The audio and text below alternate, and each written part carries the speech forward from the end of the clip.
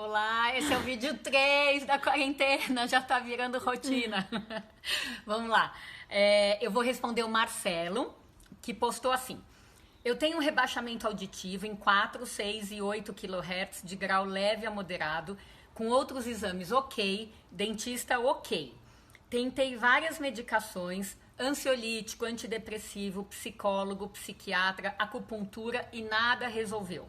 A única causa comprovada foi essa perda auditiva. Minha dúvida: o aparelho auditivo poderia amplificar as frequências rebaixadas e amenizar o zumbido agudo fininho, tipo apito? Marcelo, primeira coisa, o rebaixamento em 4, 6 e 8 kHz de grau leve a moderada é o achado mais comum das pessoas com zumbido. Muita gente nem percebe essa perda de audição e só vai saber que ela existe porque, por causa do zumbido, vai procurar ajuda e fazer audiometria, tá? Então, a causa mais provável, se esse rebaixamento é de um lado e o seu zumbido é daquele mesmo lado, ou se o rebaixamento é dos dois e o zumbido é dos dois, ou seja, se existe coerência entre os dois sintomas, de fato, a causa mais comum do zumbido é a perda de audição, independente da causa dessa perda ou do grau dessa perda, tá? Então, principalmente se você não tem outras possibilidades, outras causas aí no seu zumbido para serem olhadas, e já fez um monte de coisa e não ajudou, a resposta à sua pergunta é sim. O aparelho auditivo pode amplificar essas frequências e ajudar a amenizar o zumbido. Se ele vai ou se ele não vai, ou seja, da teoria para a prática de cada um, só fazendo um teste, de preferência numa empresa reconhecida, né, com profissionais experientes, para que você possa passar pela experiência do teste domiciliar.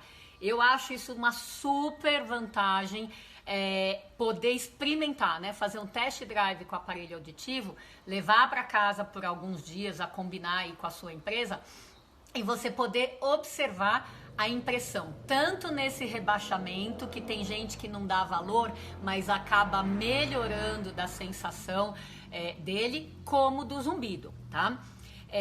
A partir do momento que a gente começou a fazer a acufenometria, medição do zumbido, aí de 11 anos para cá, o que a gente notou?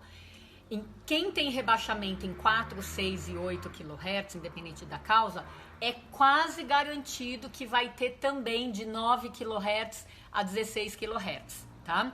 Só que o zumbido fininho, apito, como você descreveu, pode ser tanto nas frequências de 4 a 8, como pode estar lá nas frequências de 9 a 16. Aí só a medição para ver.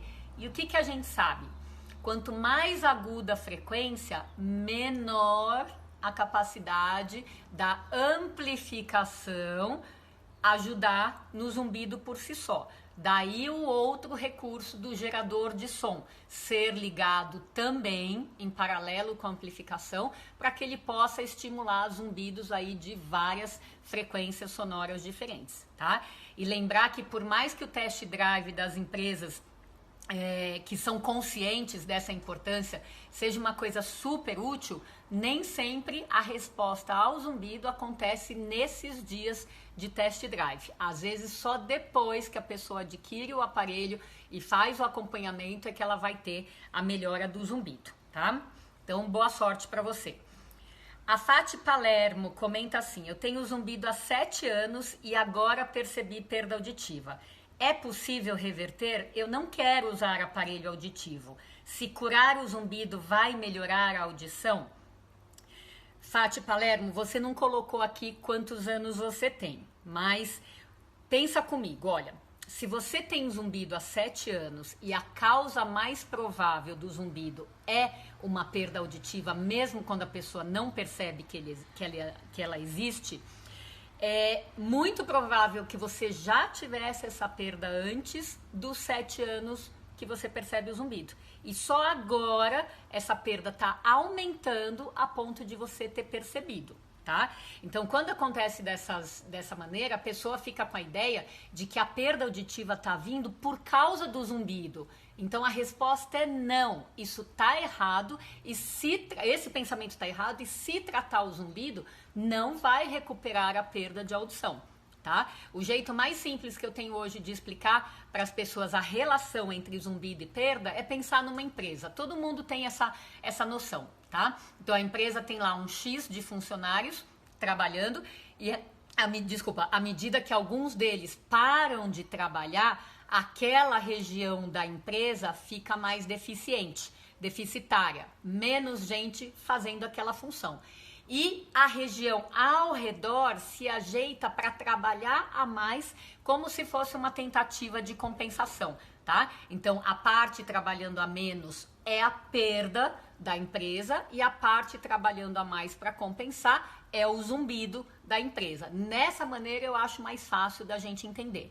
Se tratar o zumbido, que é a parte acelerada, se desacelerar, pode ser uma delícia para a pessoa, mas não vai fazer a parte que deixou de trabalhar voltar a trabalhar. Então, essa é a relação que eu entendo entre o zumbido e a perda de audição. Em relação a você precisar e não querer, eu também entendo. Eu ouço isso quase todo dia. Ouvia, né? Antes da quarentena, eu ouvia isso quase todo dia dos pacientes. Mas, pensa no óculos. Eu não quis colocar óculos lá na minha adolescência. Eu achei que eu era, né, aquela coisa, o ET das minhas amigas.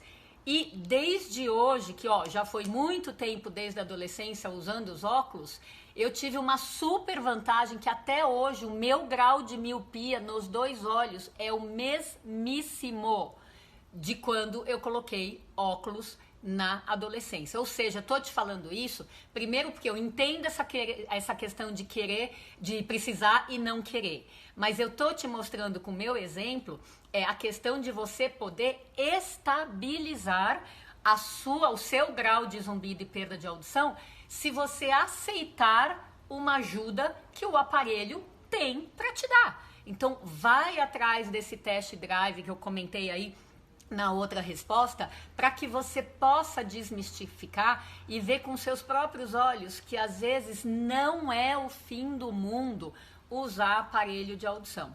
E só indo para testar é que você vai poder, de fato, ter essa noção, tá? Tem muita gente que se beneficia e volta pra gente e depois comenta algo assim: se eu soubesse, eu não teria demorado tanto, tá? Então não perde mais seu tempo, não. A gente volta daqui a pouco pro 4º vídeo. Até mais!